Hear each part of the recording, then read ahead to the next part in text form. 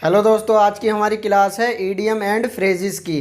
जैसे कि आपको पता ही है, संडे के दिन हम ईडियम और फ्रेजेस की क्लास लाते हैं। पहला idiom, roll up one's sleeve. अपनी स्लीव को ऊपर चढ़ा लेना। स्लीव का मतलब हुआ आस्तीन। जैसे कि मेरी आस्तीन क्या है, ये आगे तक हैं। अगर मैं एकदम से ऐसे करने लगूं, मतलब अपनी स्लीव एकदम से ऊपर चढ़ाने लगूं, तो इस चीज़ का ये मतलब हुआ कि मैंने किसी कठिन काम को करने की तैयारी कर दी। मैं किसी कठिन काम को करने जा रहा हूँ, इसलिए मैंने अपनी स्लीव ऊपर चढ़ा ली है। तो रोल अप वंस स्लीव का मतलब होता है कठिन काम को करने के लिए तैयार हो जाना। तो इंग्लिश में लिखेंगे to be prepared for hard work.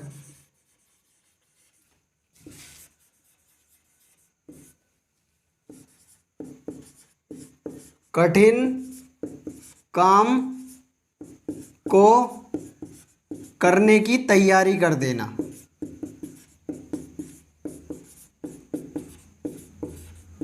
अब जैसे किसान अपने खेत में जाता है, तो किसान क्या करता है, किसान एकदम से अपनी स्लीव भी ऊपर चढ़ा लेगा, पैंट के पोंचे भी ऊपर को कर लेगा। तो इसका मतलब ये हुआ वह कोई कड़ी मेहनत करने जा रहा है, कोई कठिन काम करने जा रहा है, इसलिए उसने अपनी स्लीव भी ऊपर चढ़ा ली और अपनी पैंट के पोंचे भी ऊपर चढ़ा लिए।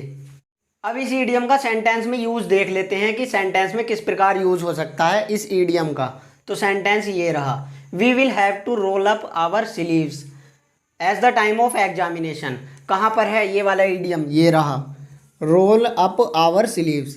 तो इस सेंटेंस का सेंस हो जाएगा, परीक्षा के समय पर हमें कठिन मेहनत के लिए तैयार रहना होगा। दूसरा ईडियम, रब शोल्डर्स विद।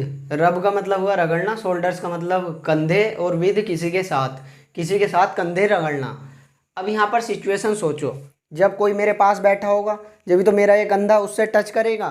तो इस ईडियम का इनडायरेक्टली ये मतलब हुआ कि किसी से मिलना और उसके साथ समय बिताना। कि जब मेरा किसी के साथ कंधा टच होगा तो वह मेरे पास बैठा होगा और मेरे साथ समय बिता रहा होगा। आ गई बात समझ में?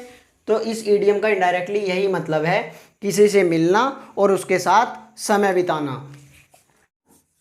To meet and spend time with. किसी से मिलना और उसके साथ समय बिताना। अब सेंटेंस में यूज देखते हैं, he claims to have rubbed shoulders with Salman Khan during his journey to Sydney. तो ये रहा ईडियम, रब्ड शोल्डर्स विद।